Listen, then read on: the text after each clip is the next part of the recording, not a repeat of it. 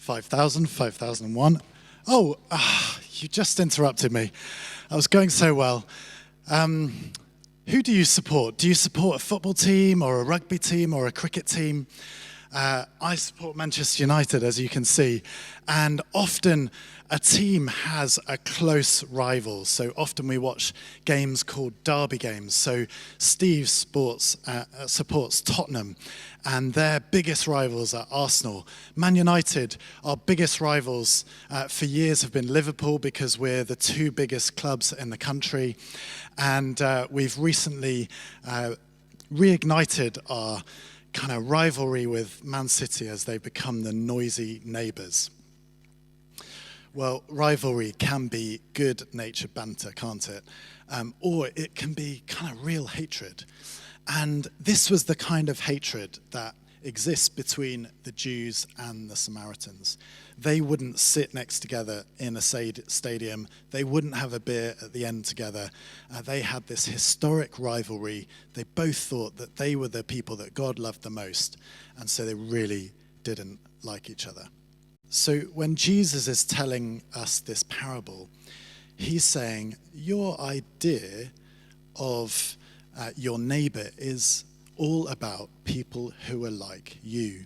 So the man asking the question, when he's talking about his neighbor, he's never thinking about people other than Jews. And Jesus is saying, exploding that out of the water and saying, you're only thinking about your neighbor being somebody like you. The man asks, who is my neighbor?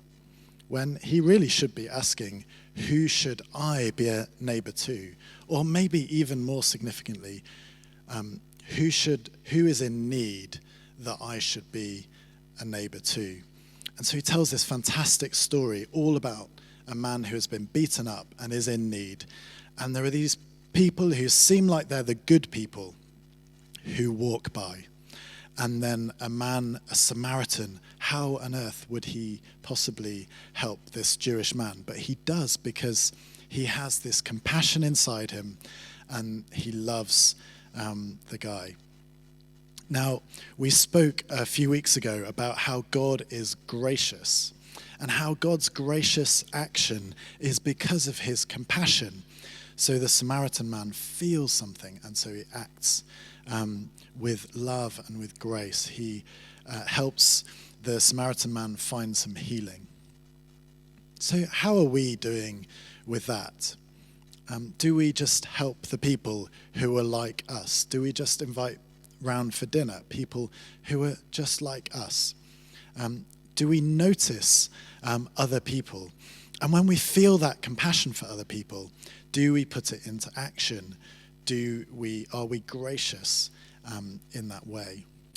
I wonder if you remember that story where Jesus goes out of his way to go through Samaria. And Jews, traditionally, they didn't walk that way. It was a violent place for a Jewish person to be. And then Jesus ends up talking to a Samaritan woman, and he's just breaking all these rules. It's like a Tottenham fan speaking to an Arsenal fan. Jewish men weren't meant to speak to women in public, let alone Samaritan women.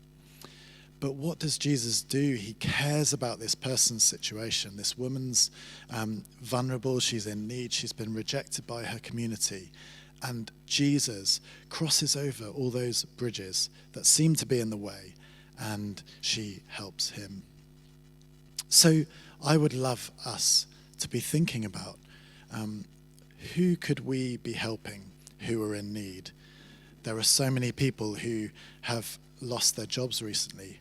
How are we as a church, as a community, going to support those who are in need?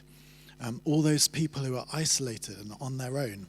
Maybe you don't know them yet, but you could find out who they are and reach out to them. It's not about helping the people you know already or the people who are like you. Help them too, but let's think about how we can help people that we don't usually help. Let's love in the way Jesus calls us to love.